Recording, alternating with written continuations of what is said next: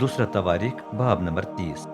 फसह की ईद के लिए दावत। हिजकिय्याह ने इसराइल और यहूदा की हर जगह अपने काजलों को भेजकर लोगों को रब के घर में आने की दावत दी, क्योंकि वो उनके साथ रब इसराइल के खुदा की ताज़ीम में फसह की ईद मनाना चाहता था।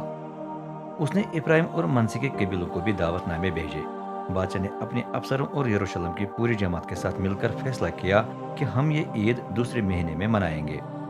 आमतौर पर यह पहले महीने में मनाई जाती थी, लेकिन उस वक्त तक खिदमत के लिए तैयार इमाम काफी नहीं थे, क्योंकि अब तक सब अपने आप को पाक साफ न कर सके।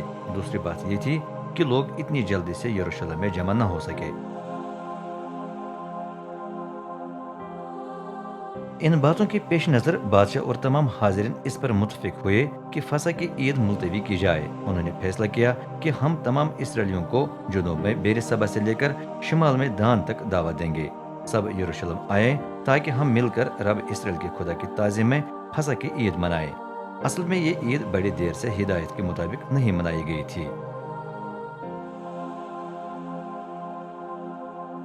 बादशाह के हुक्म पर कासिद इसराइल और यहूदा में से गुजरे। हर जगह उन्होंने लोगों को बादशाह और उसके अफसरों के खत पहुंचा दिए। खत में लिखा था, ए इसराइलियों, रब इब्राहिम, इसहाक और इसराइल के खुदा के पास वापस आएं, फिर वो भी आपके पास जो उसूरी बादशाहों के हाथ से बच निकले हैं वापस आएगा। अपने बाप दादा और भाइयों की तरह न बने, जो रब अपने बाप दादा के खुदा से बेवफा हो गए थे। यही वजह है कि उसने उन्हें ऐसी हालत में छोड़ दिया कि जिसने भी उन्हें देखा उसके रोंगटे खड़े हो गए। आप खुद इसके गवाह हैं। उनकी तरह अड़े न रहें, बल्कि रब के ताबिया हो जाएं। उसके मुकद्दस में आए जो उसने हमेशा के लिए मखसूस व मुकद्दस कर दिया है। रब अपने खुदा की खिदमत करें ताकि आप उसके सख्त गजब का निशाना न रहे। अगर आप रब के पास लौट आए तो जिन्होंने आपके भाइयों और उनके बाल बच्चों को कैद कर लिया है, वो उन पर रहम करके उन्हें इस मुल्क में वापस आने देंगे, क्योंकि रब आपका खुदा मेहरबान और रहीम है। अगर आप उसके पास वापस आए तो वो अपना मुंह आपसे नहीं फेरेगा। कासिद इब्राहिम और मनसी के पूरे कबायली इलाके में से गुजरे और हर शहर को ये पैगाम पहुंचाया। फिर चलते चलते वो जुबलून तक पहुंच गए, लेकिन अक्सर लोग उनकी बात सुनकर हंस पड़े और उनका मजाक उड़ाने लगे। सिर्फ आशर, मनसी और जुबलून के चंद एक आदमी फिरोतूनी का इजहार करके मान गए और वो यरूशलेम आए। यहूदा में खुदा ने लोगों को तहरीक दी कि उन्होंने यकदिली से उस हुक्म पर अमल किया जो बादशाह और बुजुर्गों ने रब के फरमान के मुताबिक दिया था। हिजकिय्याह और कौम फसह की ईद मनाते हैं। हिजकिय्याह और कौम फसह की ईद मनाते हैं। दूसरे महीने में बहुत ज्यादा लोग बेखमीरी रोटी की ईद मनाने के लिए यरूशलेम पहुंचे। पहले उन्होंने शहर से बुतों की तमाम कुर्बानगाहों को दूर कर दिया। बखूर जलाने की छोटी कुर्बानगाहों को भी उन्होंने उठाकर वादी किद्रोन में फेंक दिया।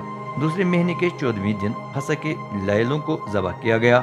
इमामों और लावियों ने शर्मिंदा होकर अपने आप को खिदमत के लिए पाक साफ कर रखा था, और अब उन्होंने बसम होने वाली कुर्बानियों को रब के घर में पेश किया। वो खिदमत के लिए यूं खड़े हो गए जिस तरह मर्द खुदा मूसा की शरीयत में फरमाया गया है। लावी कुर्बानियों का खून इमामों के पास लाए, जिन्होंने उसे कुर्बानगाह पर छिड़का। लेकिन हाजिरीन में से बहुत से लोगों ने अपने आप को सही तौर पर पाक साफ नहीं किया था। उनके लिए लावियों ने फसह के लैलों को ज़बह किया ताकि उनकी कुर्बानियों को भी रब के लिए मखसूस किया जा सके।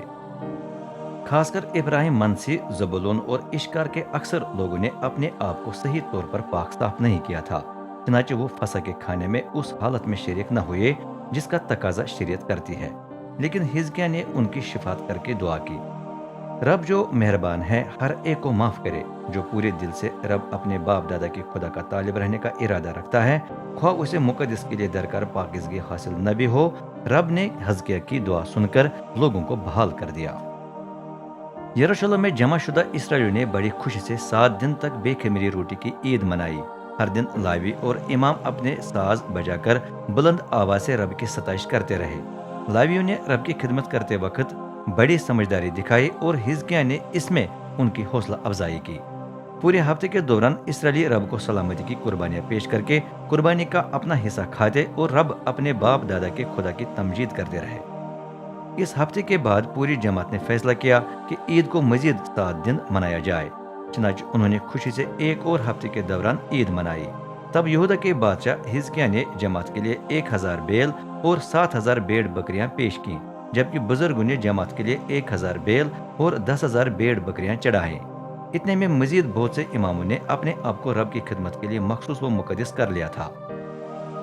جتنے بھی آئے تھے خوشی منا رہے تھے، خواہ وہ یہودا کے باشندے تھے، خواہ امام، لاوی، اسرائیلی یا اسرائیل اور یہودا میں رہنے والے پردیسی مہمان۔ یروشلم میں بڑی شادمانی تھی، کیونکہ ایسی عید داؤد بادشاہ کے بیٹے سلیمان کے زمانے سے لے کر اس وقت تک یروشلم میں منائی نہیں گئی تھی۔